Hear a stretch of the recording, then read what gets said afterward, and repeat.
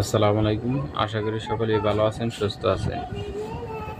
আজকের এই ভিডিওতে আমি দেখাবো আমার 550 ওয়াট সোলার থেকে আমি কত এম্পিয়ার পাচ্ছি এবং এর সাথে কত এম্পিয়ারের ব্যাটারি ব্যবহার করছি এবং কি লোড ব্যবহার করছি সব কিছু এখান থেকে আমি A to Z দেখানোর চেষ্টা করব।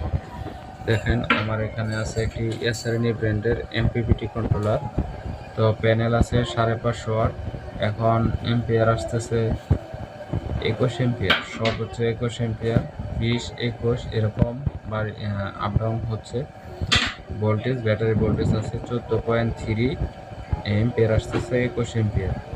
তো আমার 550 ওয়াট থেকে 21 এম্পিয়ার, এটা কি ঠিক আছে কিনা অবশ্যই আপনারা জানাবেন।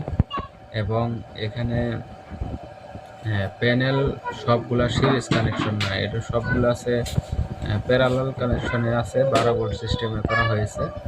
আমি সিরিজ করি নাই, কারণ একটা প্যানেল বড় এবং একটা প্যানেল ছোট, যার কারণে সবগুলো আমার প্যারালাল করতে হয়েছে। পরবর্তীতে আমি আমার প্যানেলগুলো সব একই সাইজের নিব, নেওয়ার পর আমি এটাকে সিরিজে সংযোগ করব।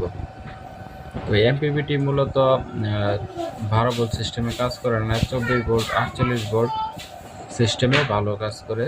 তো এটা যেহেতু আমি 12 ভোল্ট সিস্টেমের সবগুলো প্যানেল 12 ভোল্টের প্যানেল প্যারালালে ব্যবহার করতেছি, তাই তেমন একটা বুস্টিং পাচ্ছি না। তো আমার এখান থেকে এমপিপিটি প্যানেল থেকে যা আসতেছে তার থেকে কিছু বুস্ট করে আমাদের ব্যাটারিতে দিচ্ছে। এখন আমাদের এখানে আছে 21 এম্পিয়ার, 21.5 মানে সামথিং এম্পিয়ার আসতেছে। এখন যদি আমি ভিতরে দেখি, ব্যাটারিতে আছে 14.34 ভোল্ট ব্যাটারিতে আছে, এবং ব্যাটারিটা চার্জ হচ্ছে 21 এম্পিয়ার, 21.45 এম্পিয়ারের ব্যাটারিটা চার্জ হচ্ছে। এটা চার্জিং অনেকটাই ওভার হচ্ছে, তো পরবর্তীতে আমি চার্জিংটা কমিয়ে দেব। এটার সাথে আমার অল টাইম যেহেতু একটা সিলিং ফ্যান চলে, সেই সিলিং ফ্যানটা প্রায় এসি ইনভার্টারের মাধ্যমে ব্যবহার করা হয়, এই ইনভার্টারের মাধ্যমে। সেই ক্ষেত্রে এখান থেকে প্রায় 9 এম্পিয়ারের মতো, 6 এম্পিয়ার 7 এম্পিয়ারের মতো ড্রপ হয় ফুল স্পিডে, তাই এম্পিয়ারটা আমি এখানে বাড়িয়ে রেখেছি।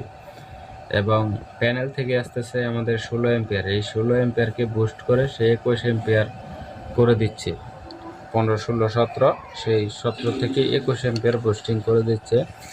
সকাল থেকে এই পর্যন্ত আমি 492 ওয়াট ব্যাটারিতে ঢুকছে, 492 ওয়াট, 506 ওয়াট এই ব্যাটারিতে আমার চার্জ হচ্ছে। কত ওয়াটে চার্জ হচ্ছে সেই ওয়াটটা এখানে শো করতেছে, সকাল থেকে 506 ওয়াট আমার ব্যাটারিতে ঢুকছে। তারপর এম্পিয়ার আওয়ার, এখন লোডে আমার কত এম্পিয়ার আছে, লোডে আছে 1.6 এম্পিয়ার।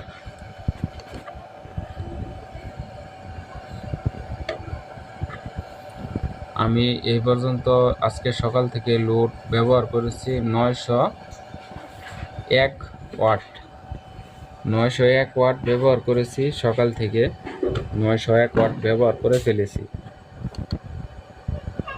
এবং সেলসিয়াস তাপমাত্রা আছে এখন 38।